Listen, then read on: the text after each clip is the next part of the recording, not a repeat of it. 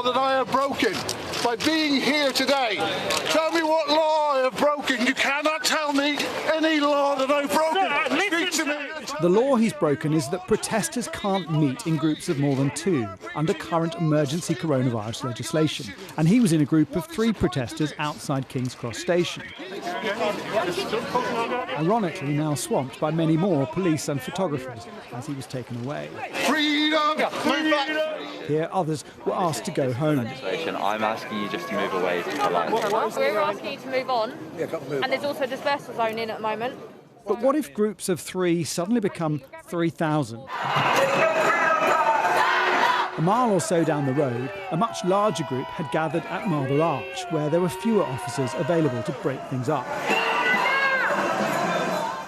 They marched down Oxford Street, which on any other year would be bustling with Christmas shoppers. Well, this group of people clearly don't believe in the science, they don't believe in the lockdown, and they don't consider it necessary to have social distancing. Well, here comes the police. The question now, how would the police disrupt this much larger group? Come on, boys! Let's go! Let's go!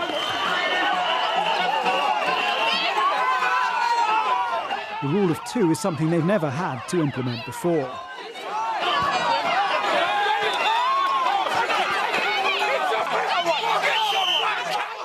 This band of a dozen officers came under attack for picking off one single protester.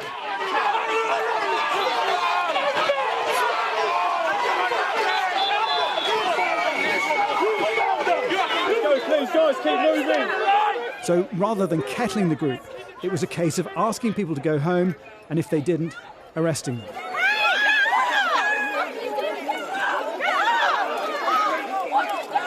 The images of people being arrested for protesting won't sit well with the dozens of Tory backbenchers preparing to rebel against the government's post-lockdown tier system, which sees tighter rules than before lockdown. This is how the UK looked at that point in early November. Very few places in the highest Tier 3 category. And this is the situation now, almost the entire country placed in 2 and 3. One of the areas of contention is the West Midlands, where places with very different infection rates have been put under the same restrictions. In Coventry, there's nearly 200 cases per 100,000, but in Stratford-upon-Avon, it's nearly half that. Stratford is the constituency of Nadeem Zahawi, who's just been appointed to oversee the vaccine deployment. And here there's mixed feelings about being in Tier 3. They seem to have blanketed everything, so obviously South Warwickshire has been locked in with North Warwickshire, which seems a strange decision when you think, again, the rate around here has been pretty low consistently. You could keep on, dissecting it and cutting it up as much as you want, but I think at some point you've got to draw a line, and I think everybody seems to... I think there's a will amongst people that, let's just get through this. None of it's fair, is it? We're in a pandemic. Viruses aren't fair either.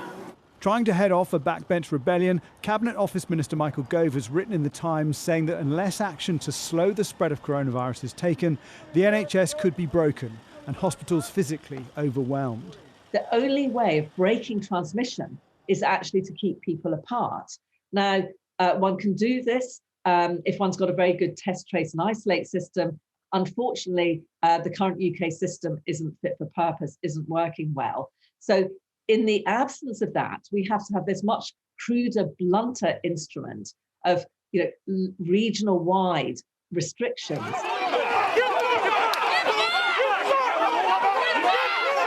And while there's anger here at the restrictions, scientists advising the government fear that slight relaxation over Christmas will result in a rise in coronavirus transmission, and that could bring even tougher rules back in the new year. Jason Farrell, Sky News.